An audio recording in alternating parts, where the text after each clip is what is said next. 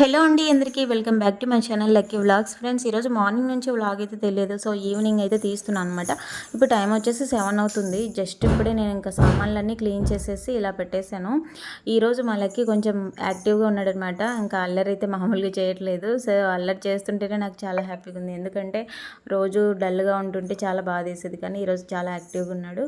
And సామాన్లు కడిగిన తర్వాత కానీ ఇంకా ఏదన్నా ఇంకా పోపు పెట్టినప్పుడు ప్రతిసారి నా చేతికి ఏదైనా అయినప్పుడు నాకు ఇలా డ్రెస్ తుడుచుకునే అలవాటు అయితే ఉంది. ఇలాంటి అలవాటు నాకు తెలిసి చాలామందికి ఉండే ఉంటుంది. మీలో ఇలాంటి అలవాటు ఎంతమందికి ఉందో కామెంట్ చేయండి వంట రూమ్లో ఉన్నప్పుడు. ఇంక ఇక్కడైతే నేను రైస్ పెడుతున్నా ఫ్రెండ్స్. రైస్లో మామూలుగా అయితే ఇంకా రాళ్ళు గట్రా అయితే ఏం ఉండవు. నేనైతే మరీ చూసి పెడతాను. ఇక్కడ దొండకాయ ఫ్రై అలాగే రసంకి అయితే పెట్టాను అనమాట. సో ఇంకా ఆఫ్టర్నూన్ లైవ్కి వచ్చినప్పుడు కూడా చెప్పాను అనుకుంటా, అన్న ఆఫ్టర్నూన్ వచ్చేసి శనక్కాయ పొడి చేశాను. ఇంక ఇప్పుడైతే రసము దొండకాయ ఫ్రై చేద్దాం అనుకుంటున్నాను అని చెప్పేసి సో అందుకని చేస్తున్నాను. ఇక్కడ రైస్ పెట్టాను కదా, ఇంకా అదైతే ఉడుకుతూ ఉందన్నమాట.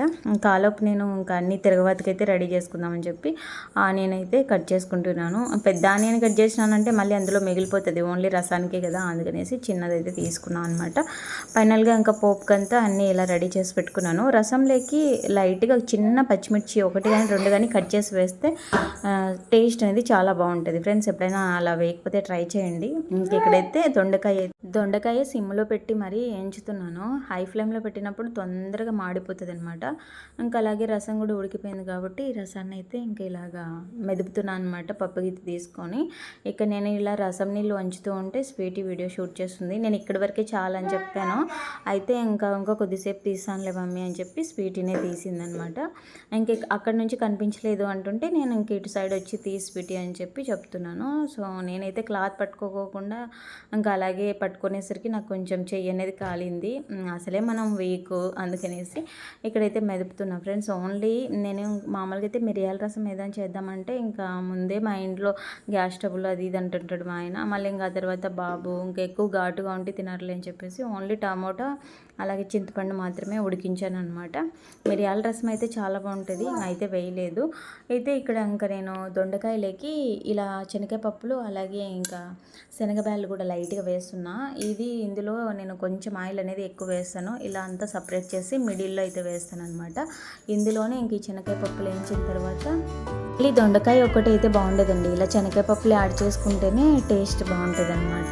ఇంకా ఫైనల్గా దొండకాయ ఫ్రై కూడా రెడీ అయిపోయింది. ఇంకా ఒక పక్క అయితే నేను రసంకి ఇంకా పోపు పెట్టేసాను కదా, అది కూడా ఇంక ఇలా బ్రౌనిష్లో వచ్చిందనమాట.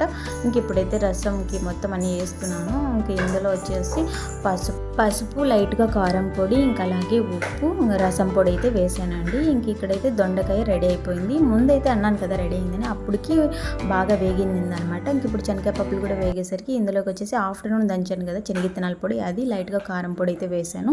సో ఫైనల్గా అన్నీ రెడీ అయిపోయినాయి. ఇప్పుడు లక్కీ బంగారానికి అయితే తినిపిస్తున్నాను అనమాట.